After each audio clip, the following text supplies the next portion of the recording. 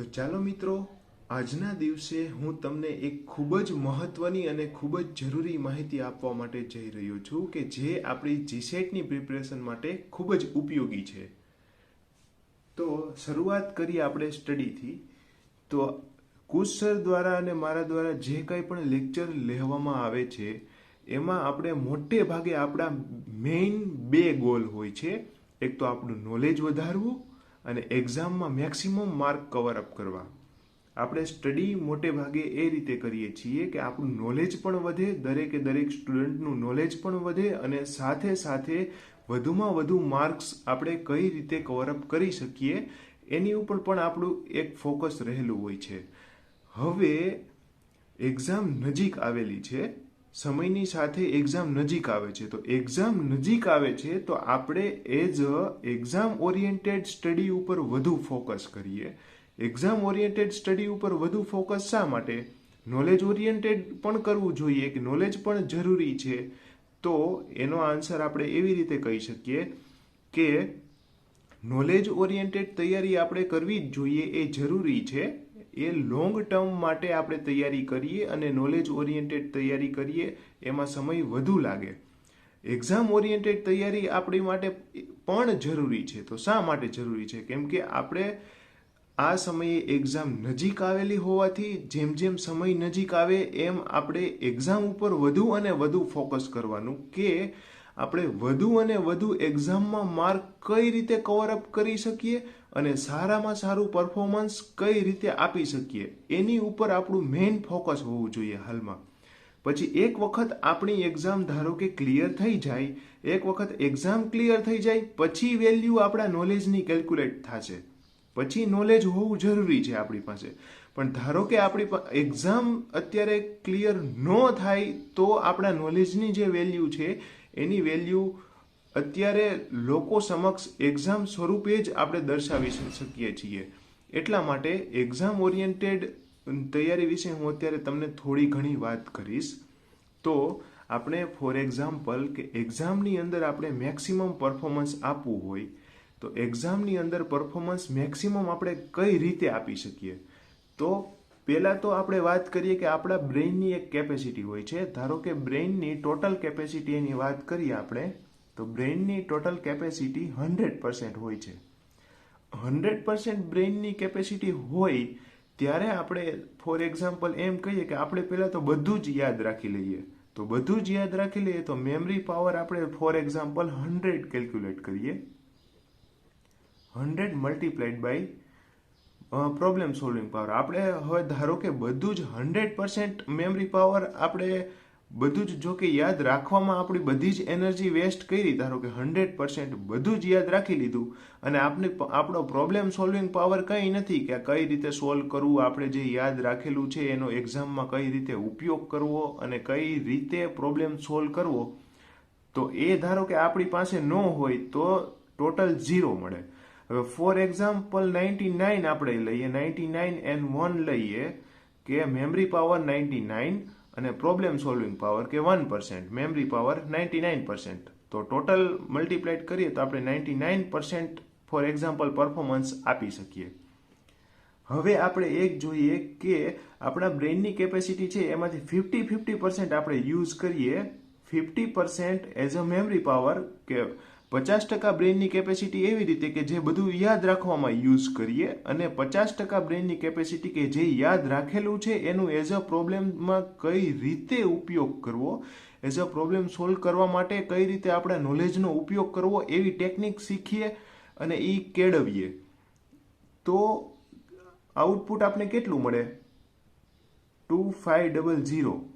તો આ જે આઉટપુટ છે એ ઘણું વધારે છે. હવે આપણે એમ કહીએ કે ધારો કે મેમરી પાવર આપણે મિનિમમ લઈએ, ધારો કે 1% જ આપણે કોઈ બહુ જ વધુ યાદ રાખેલું ન હોય અને ધારો કે આપણે પ્રોબ્લેમ સોલ્વિંગ પાવર આપણો ઘણો બધો વધારે હોય, ધારો કે 99 જેટલો છે પ્રોબ્લેમ સોલ્વિંગ પાવર 99%, તો પણ આઉટપુટ તો આપણું 99% જેટલું જ રહે. ફોર એક્ઝામ્પલ આ 2500 જેટલું આપણે આઉટપુટ મળે બંને 50-50% હોય ત્યારે. મીન્સ કે મારો કહેવાનો મતલબ અહીંયા એમ છે કે આપણા જે બ્રેઇનની એફિશિયન્સી છે, બ્રેઇનની જે કેપેસિટી છે એને તો વધારવાની જ છે.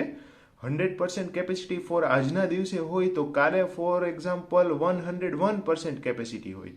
એવી રીતે બ્રેઇનની કેપેસિટી વધારવાની છે, પણ બંનેમાં સાથે સાથે પેરેલલ મેમરી પાવર યાદ પણ રાખવાનું અને પ્રોબ્લેમ સોલ્વિંગ પાવર આપણે પ્રોબ્લેમ સોલ્વ કરતા પણ આવડવો જોઈએ, અથવા તો જે કંઈ પણ યાદ રાખેલું છે એનો ઉપયોગ કરતા આવડવો જોઈએ કે એનો કઈ રીતે ઉપયોગ કરવો, એ એક મહત્વનું છે. હવે એક્ઝામ ઓરિએન્ટેડ તૈયારી આપણે કઈ રીતે કરવી? તો એક્ઝામ ઓરિએન્ટેડ તૈયારીની અંદર મેઇનલી આપણે જોઈએ તો આપણે જીસેટની અંદર મેઇનલી 2 પાર્ટ છે, પાર્ટ 1 અને પાર્ટ 2.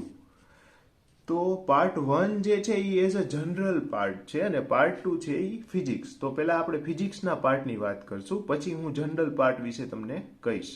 તો પાર્ટ 2 જે છે એ ફિઝિક્સ માટેનો છે. એમાં 100 ક્વેશ્ચન હશે, દરેકે દરેક ક્વેશ્ચન 2 માર્ક્સનો છે, એટલે 200 માર્ક્સ છે અને 2 હોવરનો ટાઈમ હશે. આ રીતે છે. તો હવે આની અંદર તમારે ખાસ શું ધ્યાનમાં રાખવાનું? તો પાર્ટ 2 ની પ્રિપરેશન માટે હવે આપણે એક્ઝામ ઓરિએન્ટેડ વ્યૂ હું તમને આપું છું કે એક્ઝામમાં કઈ રીતે તૈયારી કરવી.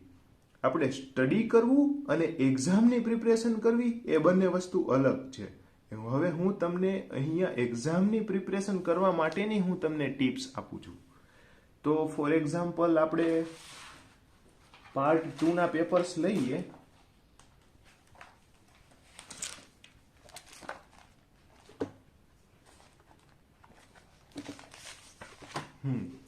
હવે ધારો કે આ જીસેટના ઓલ્ડ પેપર્સ છે, જીસેટના જૂના પેપર્સ છે, બધા એની ઝેરોક્સ છે. હવે હું તમને વાત કરું આના ઉપરથી. આમાં તમારે ખાસ ધ્યાનમાં રાખવાનું છે. ફોર એક્ઝામ્પલ આ એક ક્વેશ્ચન છે. તો હવે પાર્ટ 2 ની પ્રિપરેશન કઈ રીતે કરવી એની માટે હું તમને એક મહત્વનો મુદ્દો સમજાવી રહ્યો છું. આ બાબત જો તમે ધ્યાનમાં રાખશો તો તમારી એક્ઝામ 100% ક્લિયર થઈ જશે.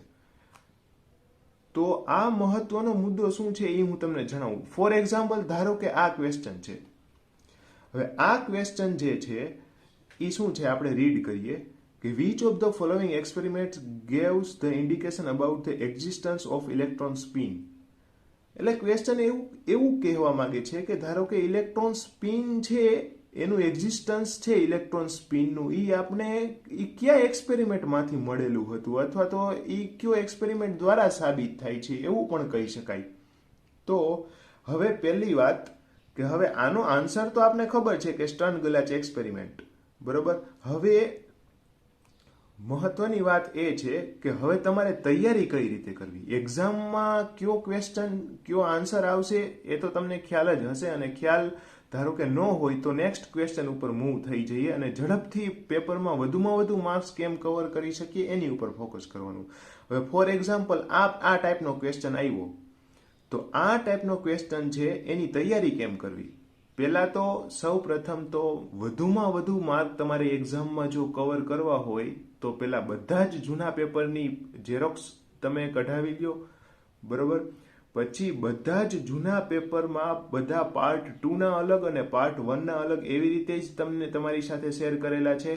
પછી પાર્ટ 2 અને પાર્ટ 3 ના જે છે એ ફિઝિક્સના બધા ક્વેશ્ચન્સ છે, પાર્ટ 1 ના છે એ જનરલ છે, અને પાર્ટ 2 અને 3 માં જે ફિઝિક્સના બધા ક્વેશ્ચન છે એની અંદર કઈ રીતે તૈયારી કરવી એ હું તમને શીખવાડું છું. પહેલા ધારો કે પહેલું પેપર લ્યો. ફોર એક્ઝામ્પલ કે સૌથી પહેલું પેપર જે હોય ફિઝિક્સનું પાર્ટ 2 નું, કે ફોર એક્ઝામ્પલ કે 2004 યા 2003માં ફોર એક્ઝામ્પલ એક્ઝામ હોય ને એનું પેપર હોય, સૌથી પહેલું પેપર જે હોય એ લેવાનું. એની અંદર પહેલો ક્વેશ્ચન. હવે આ ફોર એક્ઝામ્પલ આ ક્વેશ્ચન હોય તો આ ક્વેશ્ચનને આપણે કઈ રીતે સોલ્વ કરવાનો એ મેથડ હું તમને શીખવાડું છું કે ક્વેશ્ચનને સોલ્વ કઈ રીતે કરવાનો. હવે શરૂઆત તમારે ક્યાંથી કરવાની, જોવાનું કે આમાં ક્વેશ્ચનમાં શું પૂછેલું છે કે એક્ઝિસ્ટન્સ ઓફ ઇલેક્ટ્રોન સ્પિન. તો આમાંથી એવો કયો એક્સપેરિમેન્ટ છે કે જે એક્ઝિસ્ટન્સ ઓફ ઇલેક્ટ્રોન સ્પિન આપે, ઇલેક્ટ્રોન સ્પિનનું એક્ઝિસ્ટન્સ આપે.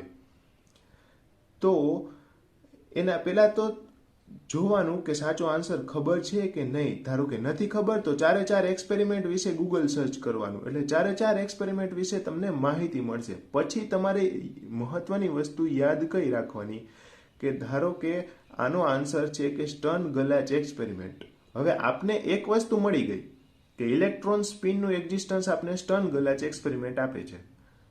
ઓકે, હવે અહીંયા સ્ટોપ નથી થઈ જવાનું. હવે આપણે ખાસ ધ્યાનમાં એ રાખવાનું છે કે ધારો કે આ વખતે એક્ઝામમાં સ્ટર્ન ગલાચ એક્સપેરિમેન્ટ વિશે પૂછાણું છે, તો આગલી 2 થી 3 વખતે આપને આ બીજા 3 એક્સપેરિમેન્ટ વિશે પણ પૂછાઈ શકે, એવું પણ બને. તો હવે ધારો કે ક્યારેક એવું પૂછાય કે એક્ઝિસ્ટન્સ ઓફ ફોટોન જે છે, ફોટોનનું એઝ અ પાર્ટિકલ નેચર છે, લાઇટનો પાર્ટિકલ નેચર કોના દ્વારા મળે, તો એમાં ફોટો ઇલેક્ટ્રિક ઇફેક્ટ પણ આન્સર આવે. પછી એવું પણ ધારો કે પૂછાય કે ધારો કે ઓર્બિટ હોય, એટમ્સની બધી ઓર્બિટ છે, એનું ક્વોન્ટમ નેચર કયા એક્સપેરિમેન્ટ દ્વારા મળે, તો એ ફ્રેન્ક હર્ટ્ઝ એક્સપેરિમેન્ટ દ્વારા મળે. પછી સેમ ટુ સેમ ડેવિન્સન ગર્મર એક્સપેરિમેન્ટ દ્વારા શું મળે, ધારો કે એવું પૂછાય આપને એક્ઝામની અંદર કે એક્સરે જે રિફ્લેક્શન જોવા મળે છે આપણે સિંગલ ક્રિસ્ટલની ઉપરથી, સિંગલ ક્રિસ્ટલ ઉપરથી એક્સરે રિફ્લેક્શન્સ જે થાય છે એ કયા એક્સપેરિમેન્ટ દ્વારા આપને જોવા મળે છે કે એમાં પ્લેન એક્ઝિસ્ટ કરે છે, એવી બધી ઇન્ફોર્મેશન, તો એ ડેવિન્સન ગર્મર એક્સપેરિમેન્ટ દ્વારા. તો આપને છે ને એવી રીતે ટૂંકમાં તૈયારી કરીએ ત્યારે એવી રીતે તૈયારી કરવાની કે પેલા આ ક્વેશ્ચન તો આપણે 100% તો આવડવો જ જોઈએ, કે જે જૂના પેપરમાં જેટલા ક્વેશ્ચન જે છે પૂછાઈ ગયેલા છે એ બધા ક્વેશ્ચન 100% શ્યોરિટી સાથે આવડવા જ જોઈએ. એ તો એક કન્ડિશન છે જ. પછી બીજી વસ્તુ કે આ ક્વેશ્ચન જે પૂછાણો છે એમાં ધારો કે આ આન્સર છે સ્ટર્ન ગલાચ એક્સપેરિમેન્ટ, એના સિવાયના બાકીના 3 એક્સપેરિમેન્ટ વિશે આપણે જાણી લેવાનું. એટલે આપણે ટોટલ એક ક્વેશ્ચનમાંથી 4 ક્વેશ્ચન મળ્યા. હવે ધારો કે આવતી એક્ઝામમાં આ એક ક્વેશ્ચન કઈ રીતે પૂછી શકાય, તો ફોર એક્ઝામ્પલ આવતી એક્ઝામમાં આ ક્વેશ્ચન એવી રીતે પણ પૂછી શકે કે સ્ટર્ન ગલાચ એક્સપેરિમેન્ટ છે એ નીચેના 4 માંથી શું ઇન્ડિકેટ કરે છે.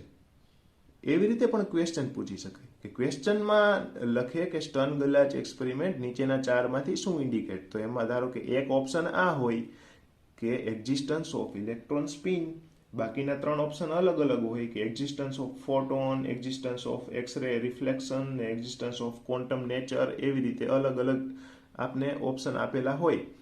તો એ ખાસ ધ્યાનમાં રાખવાનું કે એવી રીતે પણ પૂછાઈ શકે. એટલે ટોટલ આ એક ક્વેશ્ચનમાંથી આપને 8 ક્વેશ્ચન મળ્યા. કઈ રીતે, તો કે આ રીતે પણ પૂછાઈ શકે, અને એક તો ક્વેશ્ચનની અંદર સ્ટર્ન ગલાચ એક્સપેરિમેન્ટનો ઉલ્લેખ કરે અને about of existence of electron spin એ આપને ઓપ્શનમાં આપે. એવી રીતે બીજા 8 ક્વેશ્ચન, એટલે ટોટલ એક ક્વેશ્ચનમાંથી 8 ક્વેશ્ચન આપને મળે. હવે આ જ ટાઈપનો same to same for example હું એક બીજો તમને એક્ઝામ્પલ આપું. હવે ફોર એક્ઝામ્પલ આ એક્ઝામ્પલ લઈએ આપણે 40. હવે આ એક્ઝામ્પલ શું કહેવા માંગે છે કે as a star is moving away from the earth, the spectrum produce by it on the earth shows. હવે ત્યાં વાત છે બ્લુ શિફ્ટની, રેડ શિફ્ટની, નો શિફ્ટ અને એનહાન્સ્ડ ઇન્ટેન્સિટી. આ 4 ઓપ્શન આપને આપેલા છે. હવે તે શું પૂછી શકે આના ઉપરથી બીજું.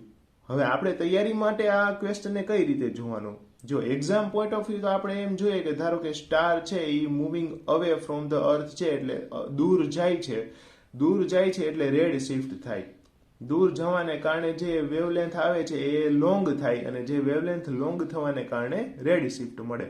તો હવે આ ક્વેશ્ચન ઉપરથી બીજા કેવા ક્વેશ્ચન પૂછાઈ શકે આવતી એક્ઝામની અંદર, એ ખાસ ધ્યાનમાં રાખવાનું. તો આ ક્વેશ્ચન ઉપરથી કેવા ક્વેશ્ચન્સ પૂછાઈ શકે એ તમે જુઓ. હવે સ્ટાર મૂવિંગ અવે છે તો પછી હવે મીન્સ કે સ્ટાર દૂર જાય છે, તો એવું પણ પૂછાઈ શકે કે સ્ટાર નજીક આવે ત્યારે, તો કે ત્યારે બ્લુ શિફ્ટ. તો પાછા બીજા 2 ક્વેશ્ચન કેવા બને, બીજા 2 ક્વેશ્ચન એવા બની શકે તમને એમ પૂછે કે ધારો કે આપને જે છે કે રેડ સ્પેક્ટ્રમમાં રેડ શિફ્ટ જોવા મળે છે, તો સ્ટાર જે છે તો એની પોઝિશન શું હોઈ શકે? તો કે અર્થની નજીક આવે છે, અથવા અર્થથી દૂર જાય છે, અથવા સ્ટેબલ છે, અથવા તો રોટેટ, પોતાની ધરી ફરતે રોટેટ થાય છે. એવી રીતે કંઈ પણ કહી શકે. 4 ઓપ્શન આપી શકે આપને. મીન્સ કે આ ક્વેશ્ચન ઉપરથી આપણે બીજા 3 ક્વેશ્ચન મળ્યા, એટલે આ ક્વેશ્ચન ઉપરથી આપણે ટોટલ 4 ક્વેશ્ચન શીખા. એ વસ્તુ ખાસ ધ્યાનમાં રાખવાની, એવી રીતે તૈયારી કરવાની. એટલે શું થશે કે જનરલી આપણી પાસે ધારો કે 8 થી 10 પેપર હશે જનરલી. હવે ફોર એક્ઝામ્પલ આપણી પાસે ટોટલ 8 to 10 પેપર હશે, તો એની અંદર શરૂઆત તમે કરશો. ધારો કે પાર્ટ 2 ની અંદર પહેલું પેપર તમે લીધું, પહેલા પેપરની તમે તૈયારી કરશો, તો પહેલા પેપરમાં ધારો કે 100 ક્વેશ્ચન્સ આપેલા છે ફિઝિક્સના, તો 100 માંથી તમે ટોટલ જે શીખો, આવી રીતે જેમ મેં કીધું છે એવી રીતે તૈયારી કરી અને તમે શીખો, તો આઉટ ઓફ 100 તમે નિયરલી 500 ક્વેશ્ચન્સ તમે શીખી શકો. કે 100 ક્વેશ્ચનમાંથી બીજા આપણે જાતે બનાવી શકીએ. ધારો કે પહેલા ક્વેશ્ચનમાંથી જેવી રીતે આપણે 8 ક્વેશ્ચન શીખાતા, એવી રીતે બીજામાંથી બીજા 4 શીખાય, એટલે ઓન એન એવરેજ ધારો કે 5 ક્વેશ્ચન નીકળે, તો 100 આઉટ ઓફ 500 ક્વેશ્ચન્સ આપણે શીખી શકીએ. પછી એવું થશે કે પછી તમે પાર્ટ 2, બીજા પેપરનો પાર્ટ 2 તમે હાથમાં લેશો ને, એમાં પણ ફોર એક્ઝામ્પલ 100 ક્વેશ્ચન હશે, તો એ પાર્ટ 2 તમે હાથમાં લેશો ને, તો એ પેપરમાંથી તમે 500 ક્વેશ્ચન્સ નહીં બનાવી શકો. કેમ કે આ જે બનાવેલા ક્વેશ્ચન્સ હશે એમાંથી થોડા ઘણા રિપીટ થતા હશે. હવે એ જે રિપીટેડ ક્વેશ્ચન્સ હોય ને, એ રિપીટેડ ક્વેશ્ચન્સ ખૂબ મહત્વના છે કે કેટલા રિપીટ થાય છે. હવે જેટલા રિપીટ વધુ ને વધુ થશે ને, એટલા આપને એક્ઝામમાં વધુ ને વધુ માર્ક્સ આવશે. કેમ કે એક્ઝામમાં જે માર્ક્સ આવે છે એ આપણે કઈ રીતે વિચારીએ છીએ કે આવતી એક્ઝામમાં કેવો ક્વેશ્ચન્સ પૂછાઈ શકે છે, એ ખૂબ મહત્વનું છે સમજવા માટે. અને એ આપણે પ્રેડિક્ટ કરીએ છીએ પહેલા પેપરમાં. તો પહેલા પેપરમાં 500 ક્વેશ્ચન્સ પ્રેડિક્ટ કર્યા, તો એ બીજા પેપરમાંથી આઉટ ઓફ 100 તમે ઓનલી 400 ક્વેશ્ચન જ બનાવી શકશો. કેમ કે 100 ક્વેશ્ચન્સ એવા હશે કે જે રિપીટ થતા હશે, જે બંનેમાં સેમ હશે. અથવા તો ઘણા ક્વેશ્ચન્સ એવા હશે કે જે ટોટલી ઇનવર્સ હશે. જેવું મેં અહીંયા તમને કીધેલું હતું કે ધારો કે આની અંદર આવું પૂછાયેલું છે કે સ્ટાર્સ છે એ અર્થ કરતા દૂર જાય છે, તો રેડ શિફ્ટ જોવા મળે છે. તો પછી આ નેક્સ્ટ એક્ઝામમાં એવું પણ પૂછાઈ શકે કે જો રેડ શિફ્ટ જોવા મળે તો સ્ટાર જે છે એની પોઝિશન શું હોય, તો એ અર્થથી નજીક આવે છે અથવા અર્થથી દૂર જાય છે, એવા બધા ઓપ્શન્સ હોય. અને એવું પૂછાઈ ગયેલું છે, માટે ખાસ ધ્યાનમાં રાખવાનું કે એક પણ ક્વેશ્ચન્સ એવું ન હોય કે જે તમને યાદ ન હોય. પેપરની અંદર દરેકે દરેક ક્વેશ્ચન્સ અને આન્સર્સ તમને ખબર હોવી જોઈએ. પહેલી કન્ડિશન તો આ જ છે, દરેકે દરેક ક્વેશ્ચન્સના આન્સર્સ તમને ખ્યાલ હોવો જ જોઈએ. કે જે જૂના પેપર્સ છે એ જૂના પેપર્સમાંથી એક પણ પેપર એવું ન હોવું જોઈએ કે જે તમે સોલ્વ ન કરેલું હોય. મીન્સ કે હું તમને અત્યારથી કહું કે ધારો કે અત્યારથી આપણી પાસે જે દિવસો છે, બરોબર, એ દિવસો અનુસાર ગણતરી કરીએ તો તમારે રોજનું એક પેપર તો સોલ્વ કરવું જ પડે. આજથી તમે શરૂઆત કરી દેજો, આજથી અથવા કાલથી તમે એવી રીતે ટાઈમ સેટ કરો કે રોજનું એક પેપર સોલ્વ કરવાનું. રોજના એક પેપરનો પાર્ટ 1, પાર્ટ 2 અને પાર્ટ 3. ઘણા પેપરમાં પાર્ટ 3 હશે. વચ્ચે જે એક્ઝામ લેવાની હતી, મેં જે એક્ઝામ આપેલી હતી એમાં 3 પેપર હતા, પેપર 1, 2, 3. એટલે પાર્ટ 1, પાર્ટ 2, પાર્ટ 3 એવી રીતે હશે. થોડા ઘણા પેપરમાં પાર્ટ 1 અને પાર્ટ 2 બે જ હશે. એટલે કોઈ પણ એક પેપર હાથમાં લેવાનું. હવે એક પેપરની અંદર એક દિવસમાં એક પેપર આખું, મીન્સ કે એક દિવસમાં પાર્ટ 1, પાર્ટ 2 અને પાર્ટ 3 ત્રણેય પાર્ટ તમે સોલ્વ કરો. એક દિવસમાં એક પેપરને એક દિવસ ફાળવવાનો, એવી રીતે. એટલે તમે પહેલું પેપર તમે સોલ્વ કરશો, એની અંદરથી 100 ક્વેશ્ચન્સ હશે. ફોર એક્ઝામ્પલ ફિઝિક્સની વાત કરીએ પાછી રિટર્ન, તો 100 ક્વેશ્ચન્સ હશે, એમાંથી તમે 500 ક્વેશ્ચન્સ વિચારી શકશો અલગ અલગ પ્રકારના. હવે ફોર એક્ઝામ્પલ બીજું પેપર તમે હાથમાં લ્યો, તો બીજું પેપર તમે હાથમાં લ્યો એમાં ધારો કે 100 ક્વેશ્ચન્સ હશે, તો એમાંથી તમે 500 નહીં વિચારી શકો, કેમ કે થોડા ઘણા રિપીટ થયેલા હશે એટલે તમે 400 ક્વેશ્ચન્સ વિચારી શકશો. ઓકે, હવે તમે પેપર 1 અને 2 બે સોલ્વ કરેલા હોય ઓલરેડી, ધારો કે 2 દિવસ થઈ ગયા અને તમે 2 પેપર સોલ્વ કરેલા છે, 2 પેપરમાં પાર્ટ 2 ફિઝિક્સના તમે સોલ્વ કરેલા છે. હવે ત્રીજા દિવસે તમે ત્રીજું પેપર હાથમાં લો, તો ત્રીજા પેપરમાં ફિઝિક્સના પાછા જે 100 ક્વેશ્ચન્સ હશે, હવે તમને એમ થશે કે હવે 100 ક્વેશ્ચન જે છે એમાંથી ઘણા બધા રિપીટ થાય છે, કેમ કે તમે 2 પેપર સોલ્વ કરેલા છે ઓલરેડી. તમે 2 પેપર સોલ્વ કરેલા છે, એના ઉપરથી ત્રીજા પેપરમાં તમને એમ જોશો કે આ 100 ઉપરથી તો મેં તો ખાલી 300 જ વિચારી શક્યા, કેમ કે એથી વધુ આપણે વિચારી નથી શકતા, કેમ કે ઘણા બધા રિપીટ થાય છે.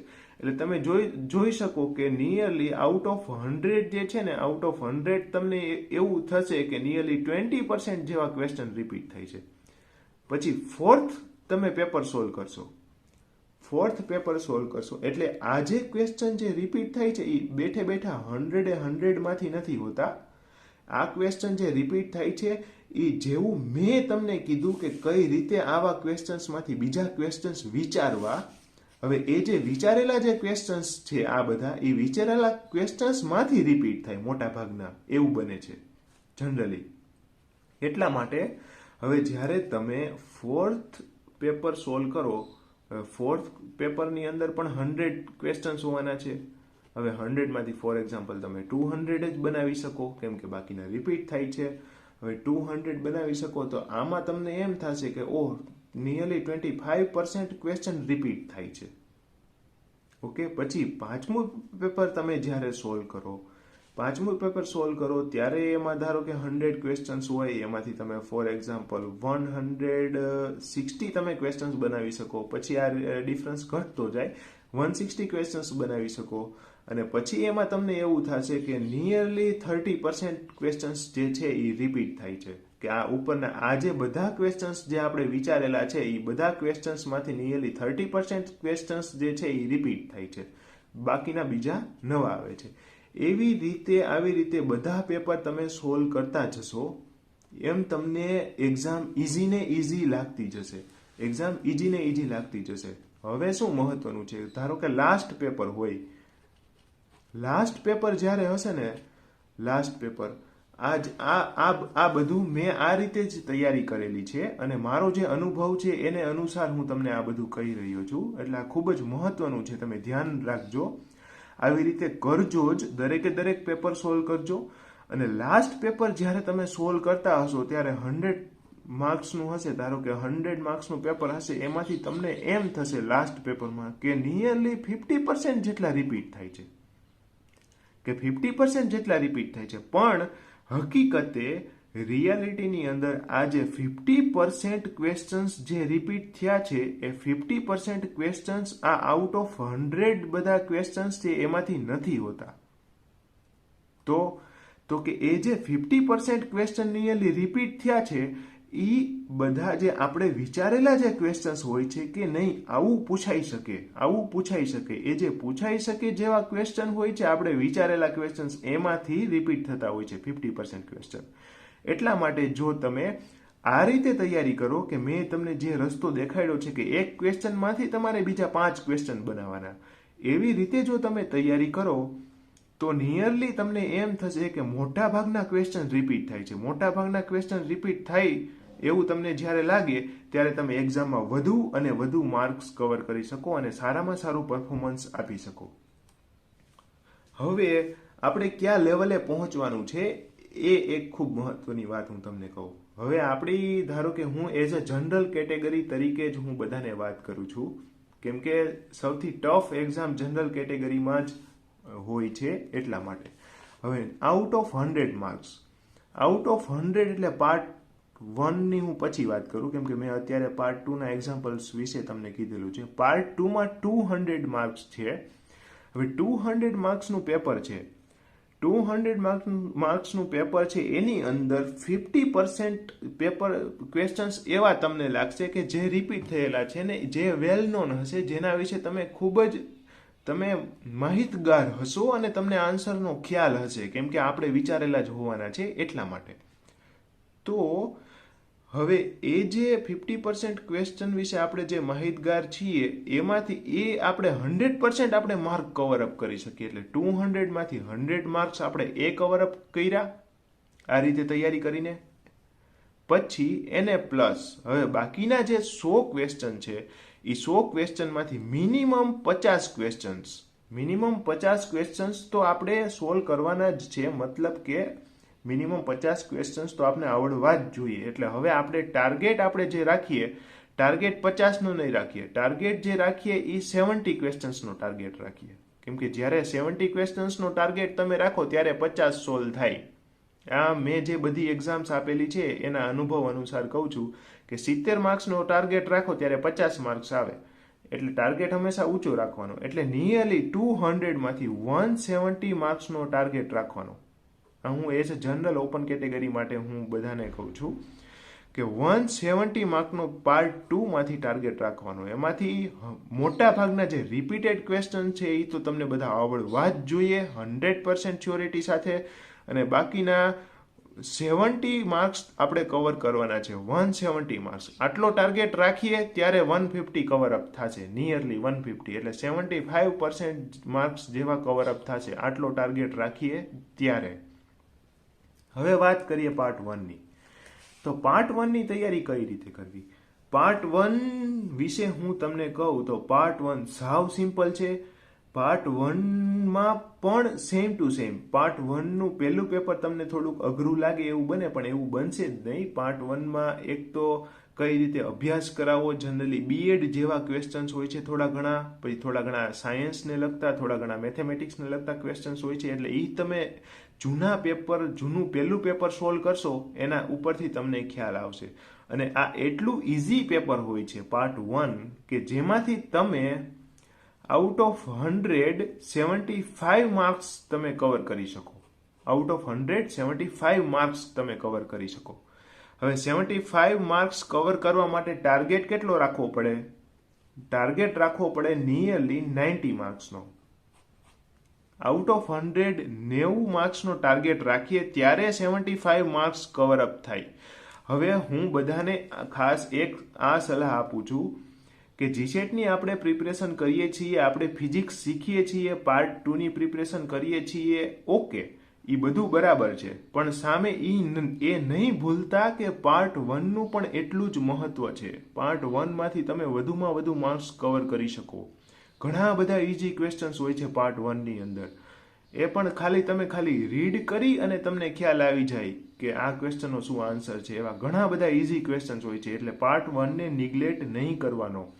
પાર્ટ 2ની પ્રિપરેશન કરવાની, પાર્ટ 2માં મેક્સિમમ માર્ક્સ કવર કરીએ એ કરવાનું જ છે. સાથે સાથે પાર્ટ 1ની પણ પ્રિપરેશન કરવાની છે તમારે, અને પાર્ટ 1માં પણ મેક્સિમમ માર્ક્સ કવર કરવાની કોશિશ કરવાની છે. હવે કેમ કે ઓવરઓલ ટોટલ માર્ક્સ આપણા ખૂબ જ વધારે થવા જોઈએ. ઓપનની અંદર જીસેટ ક્લિયર કર્યું હોય તો ખૂબ જ સારી એવી કોમ્પિટિશન છે, અને એ કોમ્પિટિશનમાં આગળ નીકળવું હોય તો ટોટલ માર્ક્સ છે એ ખૂબ જ વધારે થવા જોઈએ. તો ખૂબ જ વધારે માર્ક્સ કરવા માટે પાર્ટ 1ને પણ એટલું જ મહત્વ આપવું પડે કે જેટલું આપણે પાર્ટ 2ને મહત્વ આપીએ છીએ એટલું જ. હવે પાર્ટ 1ની મેં વાત કરી કે આપણે 75 માર્ક્સ કવર અપ કરવાના છે. 75% આઉટ ઓફ 100 આપણે ટાર્ગેટ કેટલો રાખવો પડે? તો કે 90 માર્ક્સનો ટાર્ગેટ રાખવો પડે.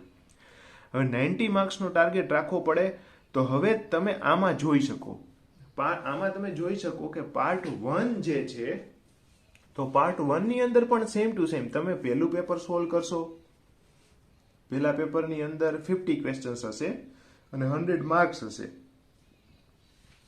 એવી રીતે વિચારી શકીએ. હવે પહેલા પેપરની અંદર ધારો કે 50 ક્વેશ્ચન્સ હશે અને 100 માર્ક્સ હશે.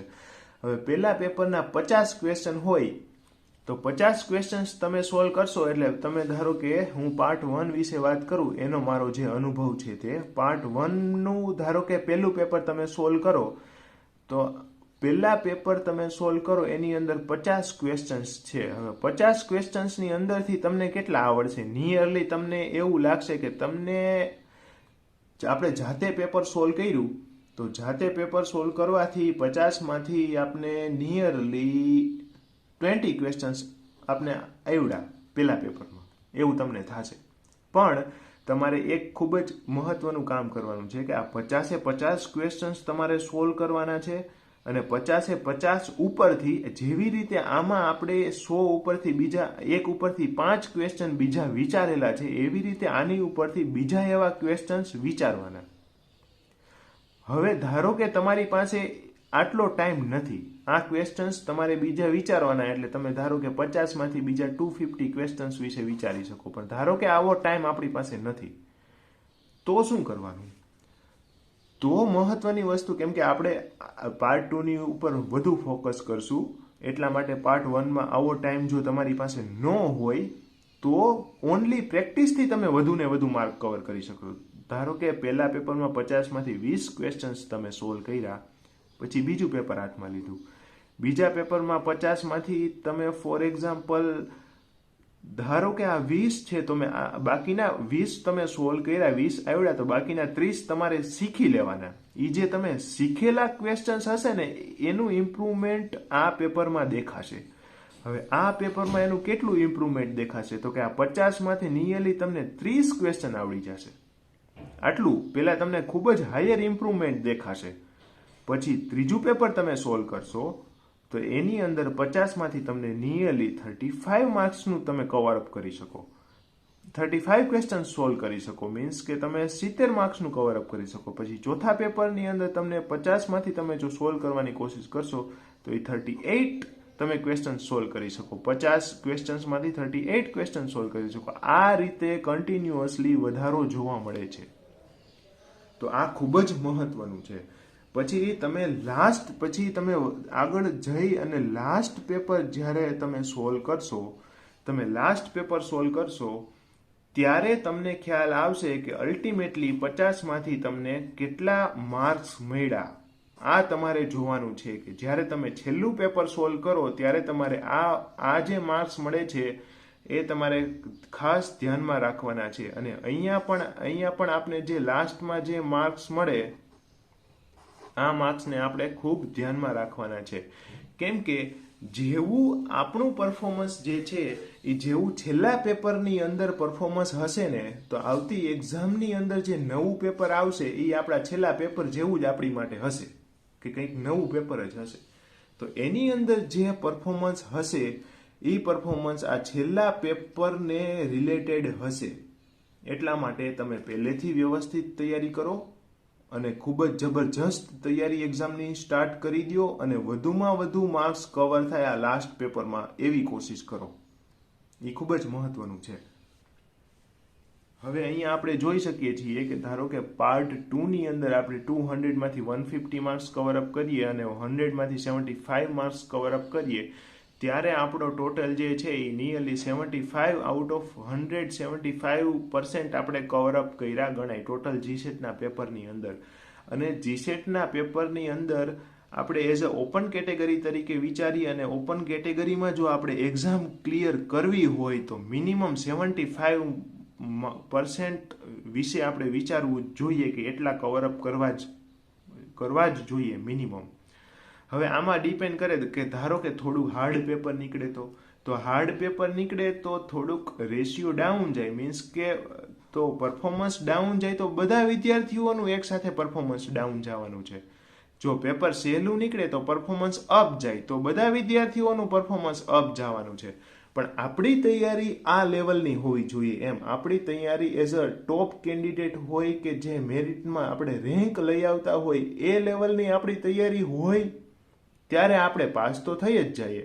એ ખૂબ મહત્વનું છે. આપણે રેન્ક લઈ આવવાની તૈયારી કરવાની અને પરીક્ષામાં પાસ થઈ જવાનું, એ ખૂબ મહત્વનું છે. એટલા માટે હવે આજથી અથવા તો કાલથી જે તમને યોગ્ય લાગે એમ હવે એક્ઝામ ઓરિએન્ટેડ તૈયારી સ્ટાર્ટ કરી જ દેજો. કરી દીધી હોય તો કોઈ સવાલ નથી, કરી જ દેજો. અને રોજનું એક પેપર, પાર્ટ 1, પાર્ટ 2 અને પાર્ટ 3 જેમાં હોય તેમાં 3 પાર્ટ, અને જેમાં 3 પાર્ટ ન હોય, જેમાં 2 પાર્ટ હોય એમાં પાર્ટ 1 અને પાર્ટ 2 લઈને સોલ્વ કરવાના. એટલે પહેલે દિવસે પહેલે દિવસે તમને એક પેપર, પહેલે શરૂઆતમાં પેપર એવા નથી કે જેમાં પાર્ટ 3 હોય, એટલે પહેલા દિવસે તમને પાર્ટ 1 અને પાર્ટ 2 બે પાર્ટ સોલ્વ કરવાના છે. પહેલા પેપરનું પાર્ટ 1 અને પાર્ટ 2. પછી ઈ તમે જુઓ, ઈ તમે સોલ્વ કરો અને એના ઉપરથી નવા નવા ક્વેશ્ચન્સ વિચારો. પહેલા તો સૌ પ્રથમ તો શું કરવાનું કે તમે જેવી રીતે તમે ટાઈમ જોઈ અને બેસો, તમે એક્ઝામ જ આપો. સિમ્પલ. તમે એક્ઝામ આપો, જેવી રીતે આપણે પરીક્ષામાં એક્ઝામ આપતા હોય એવી જ રીતે એક્ઝામ આપવાની, કે બે પેપર લેવાના, કેટલો ટાઈમ છે એ ટાઈમ અનુસાર આપણે આખી એક્ઝામ આપવાની. એક્ઝામ આપવાની, આન્સર કી પણ તમારી પાસે છે અને તમારી પાસે ક્વેશ્ચન્સ પેપર પણ છે, એટલે તમારે વ્યવસ્થિત આખી એક્ઝામ આપવાની અને તમે એમાં કેટલા કવર અપ કરી શકો છો એ જોવાનું, કે એની અંદર તમને કેટલા માર્ક્સ મળે છે. પછી એક્ઝામ અપાઈ જાય, ચેક થઈ જાય, પછી જોવાનું કે તમારા જે સાચા પડેલા છે એ તમને આવડતા હતા અને સાચા પડેલા છે કે એમ સાચા પડેલા છે, કે એમાં ધારો કે નેગેટિવ સિસ્ટમ ના હોય તો આપણે બધા જ ટીક કરીને આવીએ એક્ઝામની અંદર, એવું બને. અને બીજી વસ્તુ કે જે ખોટા પડેલા છે તો એ શાને કારણે ખોટા પડેલા છે, એમાં તમને શું ન આવ્યું, તમે શું ન વિચાર્યું, એ એવું તમે વિચારશો એટલે એક ક્વેશ્ચનમાંથી 5 ક્વેશ્ચન આપોઆપ નીકળી જશે. એટલે એ આપોઆપ જે નીકળી જશે અને પછી પહેલા પેપરનું પરફોર્મન્સ તમે જુઓ, પછી બીજા દિવસે તમે બીજું પેપર આપો. એ બીજું પેપર તમે આપશો, એ બીજા પેપરનું તમે પરફોર્મન્સ જુઓ, એ બીજા પેપરનું પરફોર્મન્સ પહેલા કરતાં સારું હશે ને હશે જ. એ નિયરલી આ જ રેશિયોમાં ઇમ્પ્રૂવ થાય, કે પહેલાં સડન ડ્રાસ્ટિક આપણે એનો ગ્રાફ જોઈએ, કે આપણે ટાઈમ વર્સિસ ઇમ્પ્રુવમેન્ટનો કર્વ જોઈએ તો એ આ રીતનો હોય છે, ઇન્વર્સ એક્સપોનેન્શિયલ જેવું, કે શરૂઆતમાં તમને ખૂબ જ સારું ઇમ્પ્રુવમેન્ટ મળે અને પછી જે ઇમ્પ્રુવમેન્ટ લઈ આવવા માટે ખૂબ જ સારી એવી તૈયારી કરવી પડે સમયની સાથે. એટલે ધારો કે પહેલા પેપરમાં તમને ધારો કે 20% ક્વેશ્ચન આવડ્યા આખા પેપરમાંથી, પછી સીધી 30%, એટલે નિયરલી આ 40% ક્વેશ્ચન આવડ્યા, પછી 60% ક્વેશ્ચન આવડશે. પછી એના પછી વાત કરીએ તો આખા પેપરમાંથી નિયરલી તમને 70% ક્વેશ્ચન આવડશે. પછી એવી જ રીતના 38 ક્વેશ્ચન્સ તમને 50માંથી 38 ક્વેશ્ચન્સ આવડશે. એટલે તમે એમ જોઈ શકો કે ઇમ્પ્રુવમેન્ટ તમારું છે આ રીતે વધતું જશે. એટલે નિયરલી ફોર એક્ઝામ્પલ આ લાઈન 100%ની હોય તો તમે 100%ની નજીક ને નજીક જતા જશો જેમ પેપર સોલ્વ કરશો એમ. શરૂઆત ધારો કે તમે અહીંયાથી કરી તો પહેલા ધારો કે 50% ક્વેશ્ચન સોલ્વ થાય છે, પછી બીજું પેપર સોલ્વ કરો તો બીજું દિવસે બીજું પેપર સોલ્વ કરો તો તમને 60% સોલ્વ થશે. પછી ત્રીજા દિવસે ત્રીજું પેપર સોલ્વ કરશો તો 75% સોલ્વ થશે. એટલે એવી રીતે ધીરે ધીરે ઇમ્પ્રુવમેન્ટ થતાં થતાં આપણે 100%ની નજીક જઈશું. અને જે છેલ્લા પેપરમાં જે આપણું પરફોર્મન્સ હશે, છેલ્લા પેપરની અંદર જે પરફોર્મન્સ હશે ને એ ખાસ ધ્યાનમાં રાખવાનું, કે છેલ્લા પેપરમાં આપણું જે પરફોર્મન્સ હશે આ રીતે સોલ્વ કરતા જઈએ અને શીખતા જઈએ, અને છેલ્લા પેપરમાં જે પરફોર્મન્સ હશે તો એક્ઝામની અંદર નિયરલી છેલ્લા પેપરમાં જે પરફોર્મન્સ હશે એના જેટલું જ હશે. એટલે તમે ખુદ પોતાની રીતે પ્રેડિક્ટ કરી શકો કે મારે એક્ઝામની અંદર કેટલા પરસેન્ટ આવશે, અથવા તો હું કઈ જગ્યાએ હોઈશ, હું કટ ઓફની અંદર હોઈશ કે બારે હોઈશ. એ તમારે જે છેલ્લા પેપરનું છે એનું કટ ઓફ જોઈ લેવાનું અને છેલ્લા પેપરમાં આપને જે માર્ક્સ આવે છે એ જોઈ લેવાના. એટલે રોજે પાર્ટ 1, પાર્ટ 2, પાર્ટ 3 ત્રણેય સોલ્વ કરતા જવાના. રોજે આ રીતે તૈયારી કરવાની, રોજે એક એક્ઝામ આપવાની અને ઇવેલ્યુએશન કરવાનું, અને છેલ્લે તમે જોવાનું કે છેલ્લા પેપરમાં તમારે કેટલા માર્ક્સ આવે છે. તો એક્ઝામની અંદર તમને નિયરલી એના જેટલા માર્ક્સ આવવાની પોસિબિલિટી સૌથી વધારે છે. એમાંથી જો ઇમ્પ્રુવમેન્ટ ખૂબ સારું કરવું હોય તો ઘણી બધી વધારે મહેનત કરવી પડે. માટે તમે આ રીતે આ મેથડ અનુસાર તમે તૈયારી સ્ટાર્ટ કરી જ દો અને બંને એટલું સારામાં સારું જીસેટનું એક્ઝામમાં પરફોર્મન્સ આપો. આ જે કંઈ પણ વસ્તુ છે એ મારો જે કંઈ પણ અનુભવ હતો એક્ઝામનો એના ઉપરથી મેં બધું તમને જણાવેલું છે. Okay, thank you everyone.